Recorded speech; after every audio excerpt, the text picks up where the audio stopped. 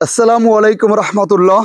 সম্মানিত দর্শক, আমরা জানি একটি সমাজের উন্নয়ন হয়, একটি শহরের উন্নয়ন হয়, একটি থানা কিংবা উপজেলার উন্নয়ন হয়, একটা জেলা কিংবা রাষ্ট্রের উন্নয়ন হয়। সেই উন্নয়নের একটা অন্যতম শর্ত হলো যোগাযোগ ব্যবস্থা। যোগাযোগ ব্যবস্থা অত্যন্ত গুরুত্বপূর্ণ একটি বিষয়। আমি এখন কথা বলছি আমার নিজ গ্রাম খালিয়াপাড়া গ্রাম থেকে।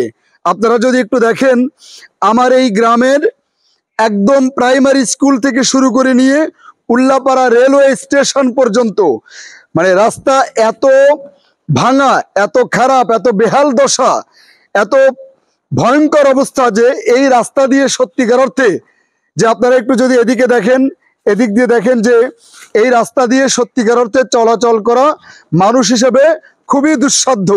এবং এইখান দিয়ে রিক্সা, ভ্যান এটা নিয়ে চলাচল করাই ভয়ঙ্কর রকমের একটা কঠিন অবস্থা। তার উপর যদি বিচার করি যে যেহেতু এটা উল্লাপাড়া রেলওয়ে স্টেশন পর্যন্ত যেতে হয়, তো সেখানে ট্রাক নিয়ে, বাস নিয়ে কিংবা কোনো প্রাইভেট কার নিয়ে যাওয়াটা সত্যি দুঃসাধ্যকর ব্যাপার। তো এইভাবে যদি একটি গ্রামের রাস্তাঘাট যদি এখনো এরকম দুরবস্থাপূর্ণ থাকে, তাহলে সমাজ উন্নয়ন বা গ্রাম উন্নয়নের কথা চিন্তা করা আসলে দুঃসাধ্যকর ব্যাপার। সত্যিকার অর্থে যে সবাই যদি একটু নিজে চোখে দেখি যে আদৌ কি এখান দিয়ে একটা রিক্সা কিংবা ভ্যান কিংবা কোনো গাড়ি যাওয়া আদৌ সম্ভব কিনা। রাতের বেলায় হেঁটে যাওয়া তো আরো দুষ্কর হয়ে যায়। আর যদি বৃষ্টিস্নাত পরিবেশ হয়, যখন বৃষ্টি নামে, সেই সময়ে সত্যিকার অর্থে এইখান দিয়ে অবস্থা এত খারাপ হয়ে যায় যে চলাচল করাটা কঠিন হয়ে যায়। এই আমরা যদি বলি বাস্তবিক অর্থে, যে আমরা যদি বলি,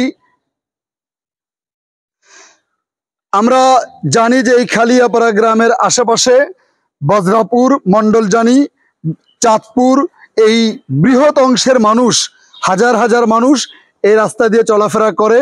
দেখেন কি পরিমাণ রাস্তার মাঝে একেবারে অর্ধেক পুরোটা গর্ত হয়ে গেছে, যেন কোনো অভিভাবক নেই, দেখার কেউ নেই, এরকম একটি করুণ অবস্থা আছে। বেহাল দশা আমাদের এই খালিয়াপাড়া গ্রামের। এই স্কুল পাড়া থেকে উল্লাপাড়া রেলওয়ে স্টেশন পর্যন্ত এরকম একটি খারাপ পরিস্থিতিতে আছে এই রাস্তা। এখন প্রয়োজন হয়ে পড়েছে খুব দ্রুত সংস্কার করা।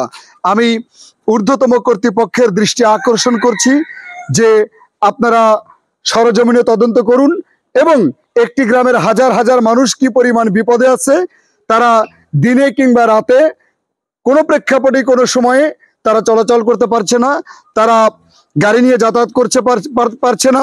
কোনো বিবাহবাদী হলে গাড়ি নিয়ে গ্রামে আসবে সেই অবস্থাও কিন্তু নেই। এরপরে আপনার মালামাল বহন করা বড় দুঃসাধ্য হয়ে গেছে, একেবারে স্থবির হয়ে গেছে গ্রামের এই অংশটা।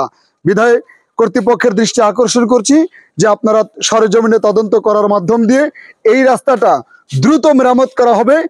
ঊর্ধ্বতম কর্তৃপক্ষের দৃষ্টি আশা করছি এবং অবশ্যই দ্রুত মেরামতের প্রত্যাশা করছি ইনশাআল্লাহ। আসসালামু আলাইকুম রহমতুল্লাহ।